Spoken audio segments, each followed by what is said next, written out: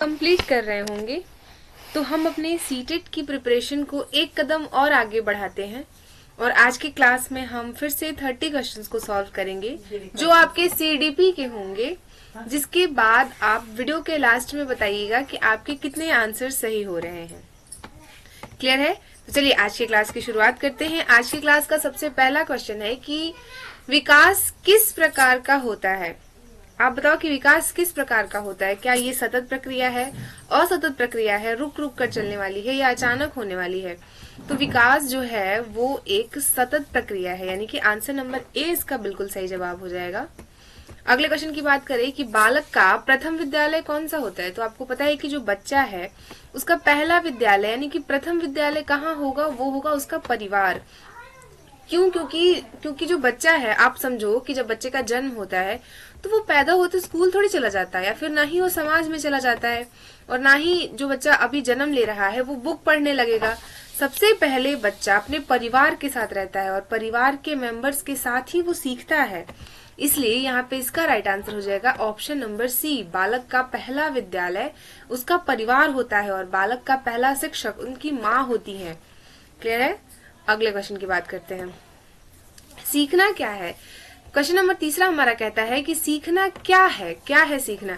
एक अस्थायी परिवर्तन है, एक स्थायी परिवर्तन है, खेल है, परीक्षा है। तो सीखना जो है ना एक अस्थायी नहीं जबकि अस्थायी परिवर्तन है, यानी कि सीखने से अस्थायी परिवर्तन होता है। वो परिवर्तन चाहे जिस हिसाब से हो, पॉजिटिव हो, नेगेटिव हो, औपचारिक हो, अनौपचारिक हो, पर ये जो परिवर्तन होगा वो अस्थायी तौर पे होता है। तो इसका राइट आंसर क्या हो जाएगा? ऑप्शन नंबर बी बिल्कुल सही जवाब है।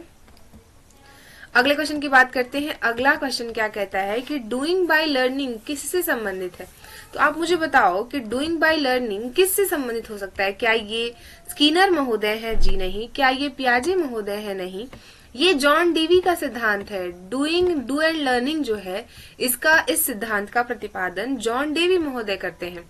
कोहल वर्ग भी नहीं होगा। तो इसका राइट आंसर हो जाएगा ऑप्शन नंबर सी बिल्कुल सही जवाब है। अगले क्वेश्चन की बात करते हैं। अगला क्वेश्चन क्या कहता है कि वाइगोस्की ने किस पर जोर दिया था। आप मुझे बताओ कि वाइगोस्की महोदय किस पर अधिक जोर देते हैं।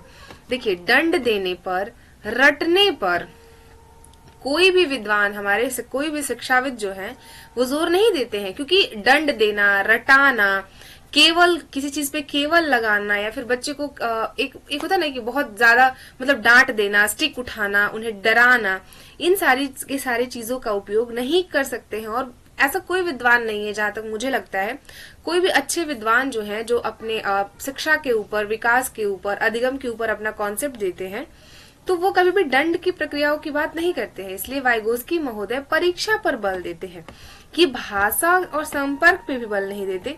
एक सेकंड, परीक्षा भी नहीं होगा, मैंने गलत बोला, परीक्षा पर भी बल, ये भी इसका नेगेटिव वर्ड हो जाएगा। इसका राइट आंसर हो जाएगा ऑप्शन नंबर बी। और बिल्कुल अगर सामाजिकता की बात करें तो सामाजिकता में अगर आपको आंसर नहीं आ रहा है, आप सपोज करो कि आप एग्जाम देने बैठे हो और आपको आंसर नहीं समझ आ रहा है कि आप क्या करो, तो अगर सामाजिकता की बात हो ना तो आप एक सेकंड के लिए जरूर ये सोचिए कि वहां पे वाइगोस्की महोदय हो सकते हैं, क्योंकि हमने देखा है कि जहां तक सामाजिक विकास की बातें हो, सामाजिक संपर्क की बातें हो, सामाजिक अवधारणाओं की बातें हो, उसमें वाइगोस्की महोदय मतलब मैक्सिमम जगह सही माने जाते हैं। तो इसलिए इसका राइट आंसर हो जाएगा ऑप्शन नंबर बी बिल्कुल सही जवाब है। माफ करिएगा, डी इसका आंसर नहीं, इसका आंसर बी होगा। क्लियर? अगला क्वेश्चन देखिए। अगला क्वेश्चन क्या कहता है कि आईक्यू का संबंध किससे है। आप मुझे बताओ कि आईक्यू का संबंध किससे हो सकता है। शारीरिक विकास से नहीं। आईक्यू का संबंध शारीरिक विकास से कैसे होगा? भावनाओं से नहीं, खेल कूद से नहीं। आईक्यू का जो विकास है ना वो बुद्धि से है, बुद्धि लब्धि से है कि बच्चे का बुद्धि कितना है। कहते हैं ना, आप मजाक में भी कह देते हो कि तुम्हारा आईक्यू कितना है, मतलब ये हुआ कि तुम्हारी बुद्धि कितनी है। क्लियर है?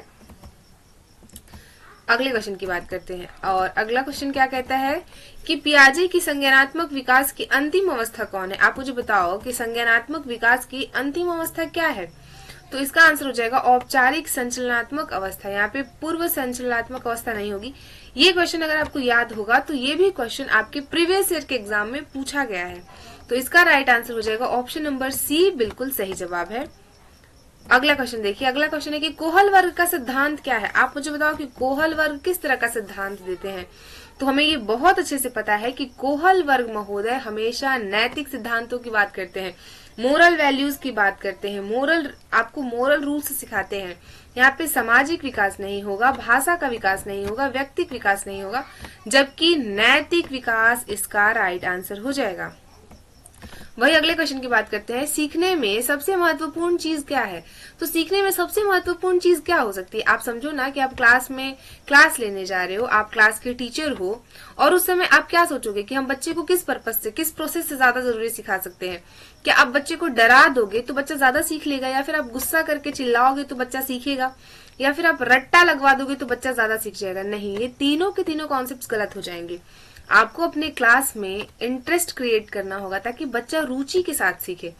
रुचि के साथ जब बच्चा किसी चीज में अपनी रुचि लेता है, अपना इंटरेस्ट दिखाता है, तो वो उस चीज को बहुत ज्यादा और बहुत अच्छे से सीख सकता है। तो इसका राइट आंसर हो जाएगा ऑप्शन नंबर ए, बिल्कुल सही जवाब। ठीक है, अगला क्वेश्चन देखिए। अगला क्वेश्चन क्या कहता है कि सीखने में बाधा का कारण क्या है? तो सीखने में बाधा का कारण क्या हो सकता है? इसमें से क्या होगा? तो तनाव हो सकता है। हाँ बिल्कुल, सीखने में बाधा का कारण तनाव हो सकता है, खराब स्वास्थ्य भी हो सकता है, रुचि में कमी भी हो सकती है। यानी कि ये सारे के सारे आंसर जो हैं वो बिल्कुल सही हो जाएंगे, और इसका राइट आंसर हो जाएगा ऑप्शन नंबर डी, बिल्कुल सही जवाब है। यानी कि ये सारी की सारी चीजें हमें सीखने के लिए बाधा क्रिएट कर सकती हैं। आप समझो ना कि बच्चा तनाव में है, उसे नहीं समझ आ रहा है, आप जो पढ़ा रहे हो उसे बर्डन लग रहा है, तो भी वो नहीं सीख सकता। अगर उसका स्वास्थ्य खराब है तो भी वो नहीं सीख सकता। और अगर उसमें इंटरेस्ट न हो किसी चीज को सीखने के लिए, सबसे पहले हमें रुचि दिखानी पड़ती है। अगर उसे सीखना ही नहीं है तो आप कैसे सिखाओगे? तो ये सारी की सारी चीजें बाधा तो बनी ना। तो इसलिए इसका राइट आंसर हो जाएगा ऑप्शन नंबर डी, बिल्कुल सही जवाब है। अगला क्वेश्चन देखिए, कक्षा में शिक्षक की क्या भूमिका हो सकती है? तो आप मुझे बताओ कि एक क्लासरूम है, उसमें शिक्षक की क्या भूमिका होगी? क्या भूमिका हो सकती है? क्या एक शिक्षक तानाशाह हो जाएगा? नहीं, क्लासरूम में शिक्षक तानाशाह नहीं हो सकता है। शिक्षक हमेशा, देखिए, एक तो यहाँ पे जो हमारा एजुकेशन है वो चाइल्ड सेंटर्ड है, यानी कि हमारा पूरा का पूरा एजुकेशन सिस्टम बच्चे को बीच में रख के ही है। जो भी फायदा हो बच्चे को होना चाहिए, बच्चे को हम अंडर एस्टिमेट नहीं कर सकते हैं। और करना भी क्यों है? क्योंकि सारा का सारा सिस्टम क्यों बना है? ताकि एक बच्चा प्रॉपर तरीके से पढ़ सके, समझ सके। तो फिर तानाशाह का क्या मतलब है? हम तानाशाह क्यों हो जाएंगे? मार्गदर्शक है। आप समझिए कि कक्षा में एक शिक्षक की भूमिका मार्गदर्शक की होती है, दंडदाता की नहीं, दंडदाता की भी नहीं, और निरीक्षक की भी नहीं। इसका राइट आंसर हो जाएगा ऑप्शन नंबर बी, बिल्कुल सही जवाब है। क्लियर है? अगले क्वेश्चन को देखिए कि अनुकरण अधिगम किसका विचार है? अनुकरण अधिगम जो है वो किसका विचार हो सकता है? आप मुझे कमेंट में बताइए किसका विचार हो सकता है। क्या ये स्किनर महोदय है? नहीं। क्या ये बांदुरा महोदय है? हाँ। जीन पियाजे नहीं है, तो संज्ञानात्मक सिद्धांत है। थॉर्नडाइक भी नहीं है, ये स्टिमुलस सिद्धांत की बात करते हैं। तो यहाँ पे हो जाएगा बी, आपका बिल्कुल एप्रोप्रिएट एंड राइट आंसर हो जाएगा। अगले क्वेश्चन को देखिए। अगला क्वेश्चन हमारा क्या कह रहा है? अगला क्वेश्चन कहता है कि समावेशी शिक्षा का उद्देश्य क्या है? तो समावेशी शिक्षा का क्या उद्देश्य हो सकता है? हर बच्चे को समान अवसर देना। हर बच्चे को समान अवसर देना, हाँ हो सकता है। बच्चे को अलग अलग करना नहीं। कोई भी एजुकेशन सिस्टम या कोई भी शिक्षा पद्धति किसी भी कंडीशन में बच्चे को अलग अलग करके पढ़ाने को नहीं कहती है। कभी भी आप बच्चे में डिफरेंसेस क्रिएट नहीं कर दोगे कि ये बच्चा ज्यादा तेज है तो हम इसे पढ़ाएंगे, ये बच्चा कमजोर है तो हम इसे नहीं पढ़ाएंगे, इस बच्चे का आईक्यू ये है, इस बच्चे का आईक्यू ये है। नहीं, ये सारी की सारी चीजें जो है वो एक शिक्षक नहीं कर सकता अपने क्लास में, और नहीं करना चाहिए। क्योंकि अगर आप बच्चों में डिफरेंसेस करोगे तो फिर वो बच्चे आपस में एक दूसरे को हीन भावना से देखने लगेंगे, और कहीं ना कहीं इससे अधिगम प्रभावित होगा। तो बच्चों को अलग तो हम किसी भी कीमत पर नहीं करेंगे। कठिन बच्चों को हटा देंगे? नहीं, बिल्कुल भी नहीं। कमजोर बच्चों को पीछे रखना? नहीं। इसका राइट आंसर हो जाएगा ऑप्शन नंबर ए, यानी कि हर बच्चे को समान अवसर देना। सभी बच्चे, देखिए, सभी बच्चा अपने अंदर एक अलग क्रिएटिविटी और एक अलग एक्टिविटीज के साथ होता है। सभी बच्चे अपने में बहुत बहुत ही अच्छे और बहुमूल्य होते हैं, और हमें उनके जो अंदर जो एकीकृत भावनाएं हैं उन सब का सम्मान करते हुए हमें अपने एजुकेशन को ऐसा बनाना चाहिए। हमें अपने, अगर आप टीचर हो और क्लास में आप क्लास ले रहे हो तो आप इस हिसाब से क्लास लीजिए कि सारे बच्चों को समझ आए और वो सारे बच्चे एक मुख्य धारा में शामिल हो पाए। और जिस बच्चे को प्रॉब्लम हो रही है पढ़ने में, आप उन्हें एक्स्ट्रा क्लास दे करके उन्हें मुख्य धारा में ले आइए। तो इसका राइट आंसर हो जाएगा ऑप्शन नंबर ए बिल्कुल सही जवाब है। अगला क्वेश्चन देखिए कि खेल बच्चों के लिए क्यों महत्वपूर्ण है। आप मुझे बताओ कि खेलना बच्चों के लिए क्यों महत्वपूर्ण हो सकता है। मनोरंजन के लिए, शारीरिक विकास के लिए, सामाजिक कौशल के लिए, ये सारे के सारे ऑप्शन सही है। खेल जो है वो बच्चों के लिए इन सारे के सारे कंडीशंस में जरूरी है। क्लियर। चलिए अगले क्वेश्चन की बात करते हैं। अगला क्वेश्चन हमारा क्या कहता है। अगला क्वेश्चन है कि स्कैल्प फोल्डिंग का अर्थ क्या है। तो स्कैल्प फोल्डिंग का अर्थ क्या हो सकता है। कठिन कार्य देना, अस्थायी सहयोग करना, दंड देना, परीक्षा लेना। इसका राइट आंसर हो जाएगा परीक्षा लेना, बिल्कुल सही जवाब। राइट आंसर हो जाएगा ऑप्शन नंबर डी इसका सही जवाब हो जाएगा। अगले क्वेश्चन को देखिए। अगला क्वेश्चन हमारा क्या कहता है कि छात्र का अविश्वास किससे बढ़ता है। तो छात्र के अंदर अविश्वास की भावना है वो किससे बढ़ेगी। क्या है। आलोचना करने से, प्रशंसा। देखिए कहीं ना कहीं डांटना नहीं है, आलोचना करना भी नहीं है, दंड देना भी नहीं है। प्रशंसा जो है ना वो बच्चों में आत्मविश्वास के बढ़ते या घटते चीजों को दिखाता है।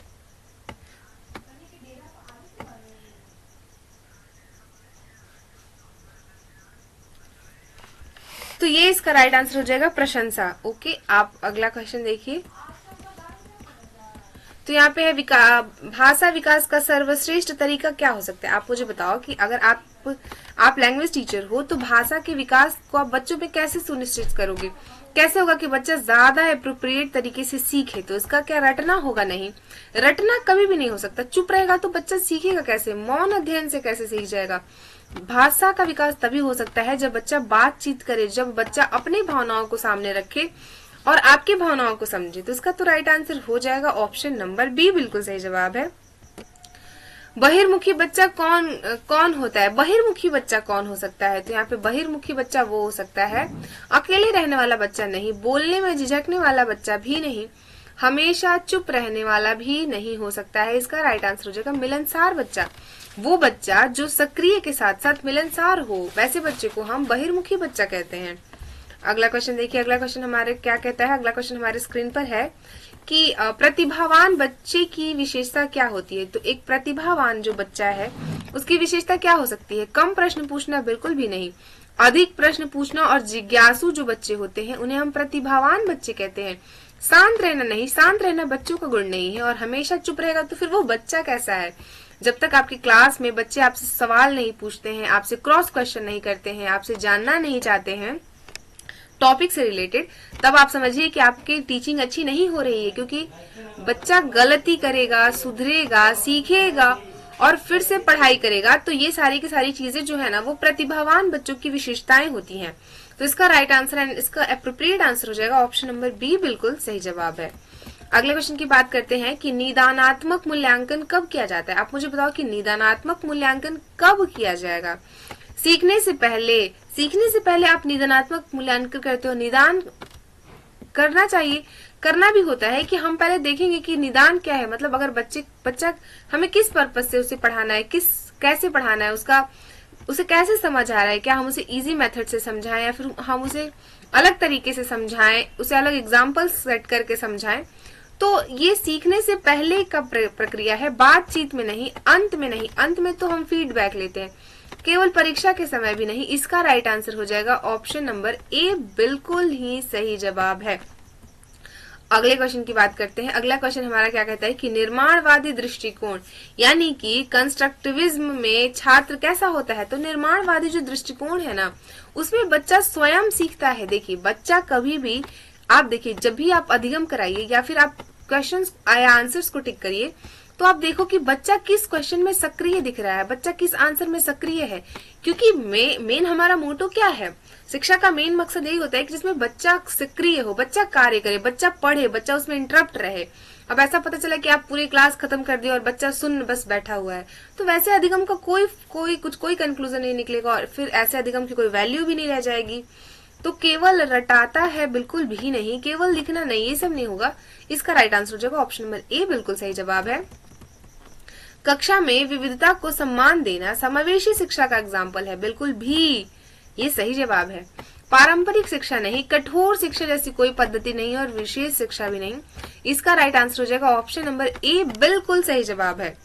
अगले क्वेश्चन की बात करिए। अगला क्वेश्चन हमारा क्या कहता है? अगला क्वेश्चन कहता है कि भावनात्मक विकास में मददगार है। भावनात्मक विकास में कौन मददगार है? खेल, बातचीत, कार्य समूह या सभी? तो भावनात्मक विकास में ये सारी की सारी प्रक्रियाएं मददगार हैं, यानी कि ऑप्शन नंबर डी इसका बिल्कुल सही जवाब हो जाएगा और ये सभी के सभी ऑप्शन हमारे सही हो जाएंगे। चलिए अगला क्वेश्चन देखते हैं। अगला क्वेश्चन क्या कहता है कि सीखने का सर्वश्रेष्ठ माहौल क्या है? तो सीखने का सर्वश्रेष्ठ माहौल कैसा होगा? डर से भरा? बिल्कुल नहीं। प्रेम और सहयोग वाला? हाँ, ये इसका राइट आंसर है। कठोरता और चिल्लाना, ये दोनों के दोनों इसके आंसर नहीं होंगे। राइट आंसर हो जाएगा ऑप्शन नंबर बी, बिल्कुल सही जवाब है। अगले क्वेश्चन की बात करते हैं। अगला क्वेश्चन हमारा क्या कहता है कि बालक में गलत उत्तर पर शिक्षक को, अगर बालक के गलत उत्तर पर शिक्षक को क्या करना चाहिए? उन्हें डांटना चाहिए? नहीं। उन्हें दंड देना चाहिए? एक सेकंड, क्या उन्हें दंड देना चाहिए? बिल्कुल भी नहीं, हम उन्हें दंड नहीं दे सकते हैं। हम उन्हें दंड क्यों देंगे? अगर बच्चा हमसे क्वेश्चन पूछेगा तो हम उसे दंड दे देंगे। कारण समझना चाहिए, बिल्कुल सही बात है। अनदेखा नहीं करना चाहिए, क्योंकि आप टीचर हो। टीचर का काम ही यही होता है कि बच्चे की गलतियों को सुधारना, समझना कि वो कहाँ गलत कर रहा है। अगर उसने गलत आंसर दिया है तो क्यों दिया है, उसके पीछे क्या उसे समझ नहीं आया है, या फिर उसने अपने होमवर्क को अच्छे से नहीं किया है, उसे टॉपिक समझ नहीं आया है, कहाँ प्रॉब्लम रह गई है, तो आप उसे फिर से समझाइए। बच्चा 100 बार आपसे पूछे तो आप उसे 1000 बार बताइए, क्योंकि एक शिक्षक ऐसा ही होना चाहिए जो आपको आप सारी की सारी चीजें उसे बताइए, उसे समझाइए। अगला क्वेश्चन देखिए क्या है। अगला क्वेश्चन कहता है कि अभिप्रेरणा किससे बढ़ती है? तो ये रुचि आधारित गतिविधियों से बढ़ती है और इसका राइट आंसर हो जाएगा ऑप्शन नंबर सी, बिल्कुल सही जवाब है। अगले क्वेश्चन की बात करेंगे, सामाजिक कौशल कहाँ विकसित होते हैं? तो सामाजिक कौशल कहाँ विकसित होंगे? ये सामूहिक गतिविधि, स्कूल और घर, इसका आंसर हो जाएगा ऑप्शन नंबर डी, ये सही आंसर है। मंदबुद्धि बच्चे की विशेषता क्या है? तो धीरे धीरे सीखना, तेज सीखना, ये क्रिएटिव बच्चों का एग्जाम्पल हो जाता है। बहुत प्रश्न पूछना, ये भी जो सक्रिय बच्चे होते हैं जिन्हें हम बुद्धिमान बच्चे कहते हैं, और बहुत सक्रिय, ये सारे के सारे एग्जाम्पल उन बच्चों के हैं। बट इसमें राइट आंसर हो जाएगा कि वैसे बच्चे जो धीरे धीरे सीखते हैं उन्हें हम मंद बुद्धि बच्चे कह सकते हैं, बट मंद बुद्धि ऐसे बच्चों को कहना गलत बात है। हाँ, ये जरूरी है कि वो मुख्य धारा में शामिल नहीं है और उनका जो IQ है या फिर उनका जो माइंड है वो और बच्चों की अपेक्षा कम काम करता है। क्लियर? अगला क्वेश्चन देखिए। अगला क्वेश्चन हमारा क्या कहता है कि आत्म अवधारणा किससे बनती है? तो आत्म अवधारणा किससे बनेगी? अपनी क्षमताओं की समझ से, दंड से, तुलना से या रटने से? इसका सही जवाब हो जाएगा ऑप्शन नंबर ए, बिल्कुल सही जवाब है। अगला क्वेश्चन क्या कहता है? अगला क्वेश्चन हमारा कह रहा है कि शिक्षक और छात्र के बीच सही संबंध है। शिक्षक और छात्र के बीच कैसा संबंध होना चाहिए? कठोर नहीं। डराने वाला क्यों होगा संबंध? हम एक शिक्षक हैं, हम कोई डाकू थोड़ी हैं। मित्रवत, हाँ ये हो सकता है। दूरी बनाए रखने का नहीं, दूरी हम क्यों बनाएंगे? आप एक शिक्षक हो और शिक्षक का काम ही है बच्चों के साथ इंटरेक्ट करना, उन्हें समझना, उनका मार्गदर्शक बनना, उन्हें समझाना, वो जहाँ प्रॉब्लम में फंस जाते हैं उनका सॉल्यूशन निकालना, उन्हें अच्छे से सब्जेक्ट के बारे में समझाना, जहां उन्हें डाउट हो उनके लिए एक्स्ट्रा क्लासेस प्रोवाइड करना, सेमिनार, असाइनमेंट्स, नोट्स और बहुत सारे ऑर्गेनाइजेशन कराना, जिसके बाद बच्चा गेट टुगेदर कर सके या फिर डिबेट कर सके, जिससे कि उसके टॉपिक्स और भी क्लियर हो सके और वो जो सीखने का प्रोसेस है वो बहुत ईजी हो सके बच्चे के लिए। तो आज के लिए हमारे 30 क्वेश्चन कंप्लीट होते हैं। आप मुझे कमेंट में बताइए कि आपके कितने मार्क्स बन रहे हैं और प्लीज आप अच्छे से तैयारी करो एंड आप बताओ कि आपको और किस टॉपिक पर वीडियोस देखना है, आपको इस चैनल से और किस किस सब्जेक्ट की तैयारी करनी है। आप मुझे कमेंट बॉक्स में बता सकते हैं। Thank you so much guys. पढ़ते रहिए, स्वस्थ रहिए और मस्त रहिए। जय हिंद।